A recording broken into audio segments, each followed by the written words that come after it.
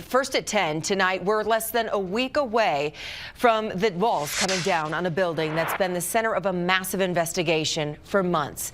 Demolition of the Return to Nature funeral home in Penrose begins late morning next Tuesday. But not before a ceremony set for 9 that morning. A pastor is going to make some statements, and families will get their final chance to see the building in Penrose before it's torn down. That process is expected to take 10 days. The EPA says crews are already there to receive equipment deliveries, do air quality checks, and make sure the building is ready to be torn down. When we leave, right, what will the site look like? We will take all of the building material, including the foundation. So we'll scrape all of that up, and then once the foundation is removed, we will do a surface level scrape across the property.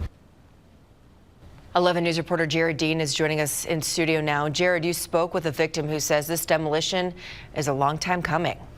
Adam and Lindsay, Abby Swovland, who used Return to Nature for her mother, has been following this case from the very beginning. And she tells me that this is the next step on a path to closure.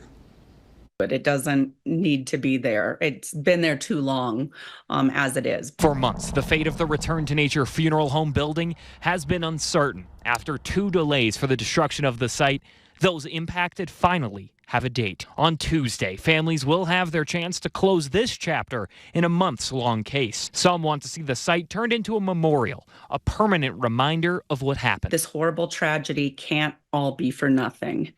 And so we've got that obligation to our loved ones and to the families to do something good out of this horror. Swovland says her mother was among the 189 bodies found improperly stored inside the building. Now, the Fremont County coroner says the number of bodies that have yet to be identified is 18. With the EPA crews already on site, Swovland tells me she hopes the building's upcoming destruction sends a message across the funeral home industry. Change is coming, and this kind of stuff is not going to be tolerated in our state any longer.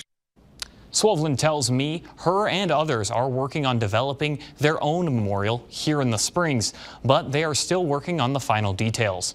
The funeral home owners, John and Carrie Halford, are due for an arraignment hearing in court in early June. Back to you.